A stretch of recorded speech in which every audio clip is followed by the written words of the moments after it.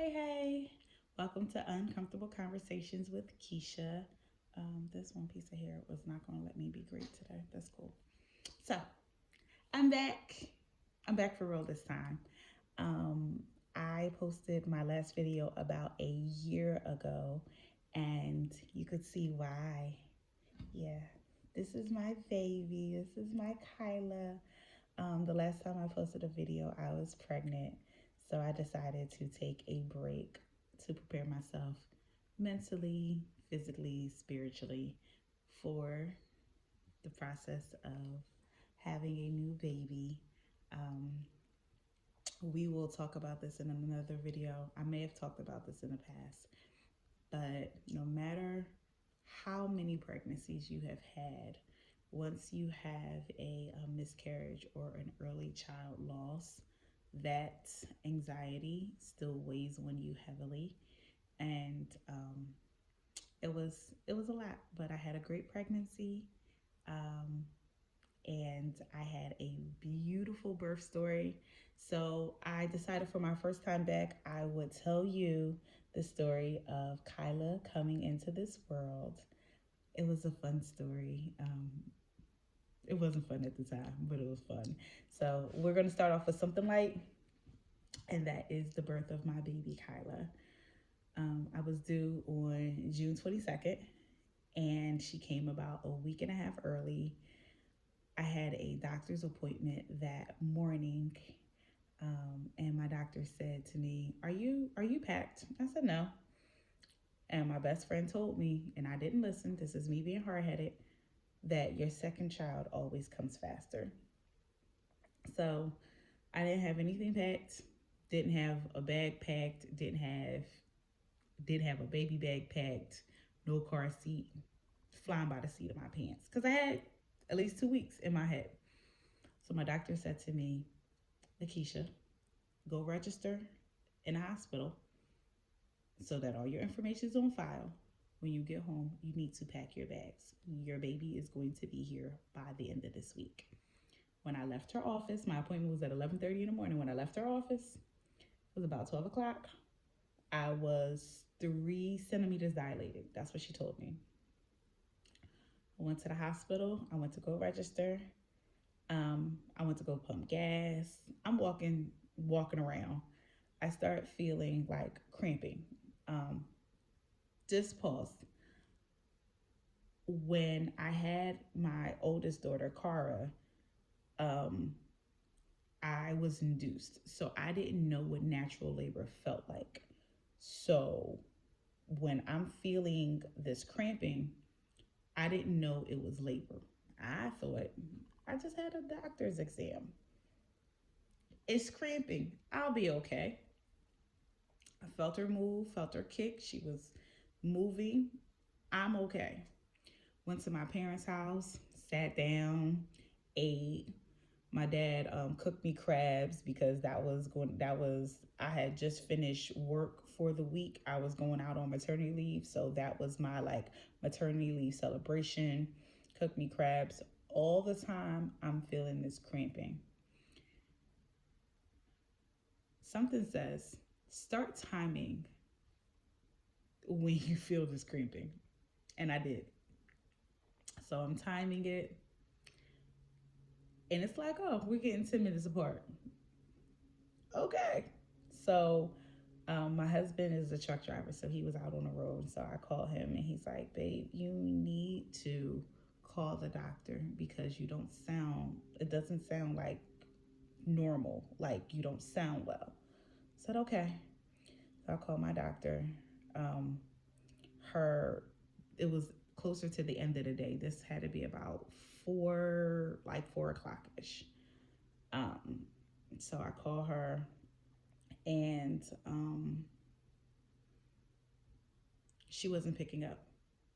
Her answering service was clicked on, and it was like a kind of transition between the answering service. So the answering service wasn't sending the phone calls to her. I continued to call her, continued to call her, continued to call her. She calls me back and she says, "Is everything okay?" And I said, "No, I'm not feeling good. I'm feeling these really bad, cramps. I want to make sure that the baby's okay." So she says to me, have you been drinking all your water? You may be dehydrated. So I said, okay. In the middle of me talking to her, one of these cramps comes and she goes, oh my gosh, you're in labor. I said, okay. Said, you need to get to the hospital now. Mind you, I've been sitting around the house, so I've been sitting around my parents' house all day. I hadn't packed a bag. While in active labor, I told my mom, like, oh, we got to go to the hospital. I still need to pack my bag. I told my mom, you need to come with me to my house so I can pack. The baby bag actually, I'm wrong. The baby bag was actually partially packed. I did have her clothes washed up. I had her clothes in there for the day. Whatever I was going to bring, it was my bag that needed to be packed. That stuff was in the dryer because I had washed it the night before. So my mom came with me, grabbed the bag. I needed to grab my car seat. Mind you, my car seat wasn't in my car. I told my mom, like, look, I'm not fooling around with no car seat right now. When the baby gets here, we'll put the car seat in. Um, as I'm as is going on now, like I'm feeling like, oh, these are real contractions. Like this wasn't just cramping; these are contractions. So I tell my mom, you want to drive me to the hospital because I'm not gonna make it. So she says, I'm not driving you to the hospital. I'm gonna call your dad. Okay. Dad comes around. Oh, I drive back to their house. My dad comes with my oldest daughter, and to we drive to the hospital. At the time, we're in Florida. Newsflash to those who don't know me or don't know, I moved back to New Jersey from Florida. We'll have that conversation another day. So this is where the story starts getting a little crazy. By now, in 2021, everybody has a smartphone, including my parents. The hospital that we were going to was not the hospital that my dad expected for me to go to, because I guess I never actually mentioned what hospital I was going to. We had to take the expressway to get to the hospital. It was the fastest way because, oh, by the way, now we're hitting like 5 o'clock traffic. It's like rush hour. Fastest way to get there is get on the expressway, which is fine. Do you know that these people was like, well, we don't know how to get to the hospital. I'm in active labor. In the middle of me having contractions, I have to pull up a GPS. Parents, they're amazing. So yes, I pull up a GPS and help Jeep guide them to how to get to the expressway and the best way to get me to the hospital in the middle of having contractions. Um, my daughter was absolutely amazing in all of this moment because I can't even imagine what is running through her mind, what her concern for me, all of this. But when I tell you, like the whole time, she was number one, as calm as a cucumber. She is the sweetest person in the whole entire world. The whole time she's holding my hand and rubbing my hand, and she's like, mommy, you can do this. I believe in you, mommy. You can do this. You got this. And she was my cheerleader the whole way through. And in the middle of contractions, in the middle of having to GPS myself to the hospital, I could hear her sweet voice telling me that I got this and encouraging me, and it made the world of difference.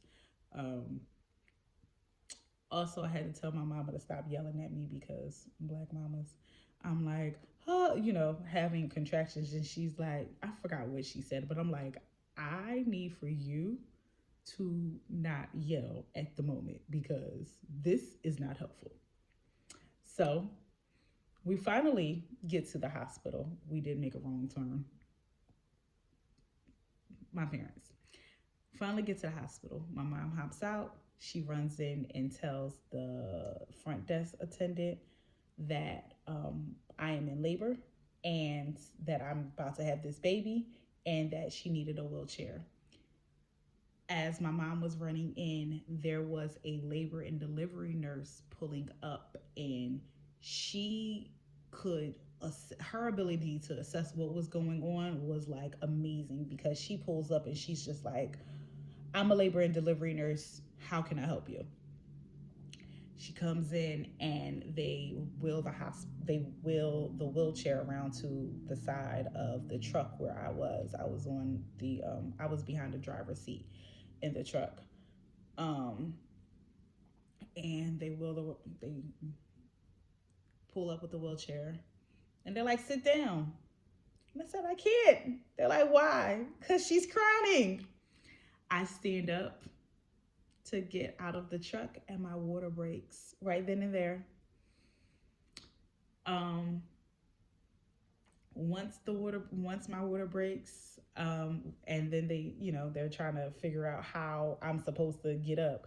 So the nurse comes and says like, well, we got to get her down. Like they had to get me on the ground. Mind you, I'm still standing in the truck. I step down off of the ledge of the truck, and no sooner than I took the second step to get on the ground, my baby comes. She just drops. My dad is standing right in front of me. He catches her. Um, the nurse says, we need to wrap her up in something. After this, obviously, I can now sit down because I'm not sitting on the baby's head because the baby is already out. We need to wrap her up in something. My dad has a fishing jacket that probably was very dirty because he just keeps it in his truck for when he goes fishing. They wrap my newborn, beautiful baby in this fishing jacket, and the nurse and my mother wheel me through the hospital because I'm in the front of the hospital. I have to get to labor and delivery. Mind you, my doctor is already there. She's scrubbed in. She's waiting for me to get there. Um, and they called in over the intercom and say that there's a pregnant woman having a baby in the parking lot. However, they sent my doctor to the wrong entrance. So she's running through the hospital looking for me. Um, she finds me because she follows the trail of blood. So she comes flying behind me. It's me in a wheelchair. It's me holding the baby. It's my mom next to me. I learned this a few weeks ago, actually, that she was crying. I had no idea. I wasn't paying attention. Um, Kyla was great. She was fine. She cried a little bit, looking around, moving. The nurse told me just to continue to rub her and rub her and keep her warm. So that's what I did. I rubbed her. I kept her warm. As soon as I got in the room, they cut the umbilical cord. I did have a delayed cutting, but I was going to do that anyway. They cut the umbilical cord. We delivered the afterbirth. My doctor stitched me up, and that was that. So we our inside joke, and we call her parking lot pimping. My daughter loves to tell the story of how she got to watch her baby sister be born in a parking lot. That is very exciting for her. And my dad caught my baby. So it was fun times. She was there. It was great. She did come before my husband could come off the road, but everything happens for a reason. She was born on a family member who passed away's birthday. Actually, a few family members who passed away's birthday. So it was an amazing experience. I actually did not have as much pain with having her naturally as I did with having my first daughter, which was induced. So I will advocate for people to have natural births, because that right there, and it might have been the adrenaline, it might have been the shock, but it was an amazing experience, and she is healthy and she is happy. We will talk about the transition from 1 to 2 kids, because I don't think everybody tells you about that. It's an interesting thing. My friends did. So for my friend who yes, my friends did tell me about how it goes and how that transition is.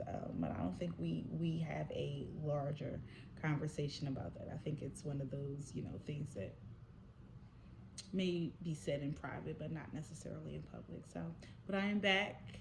My goal is to post at least once a week.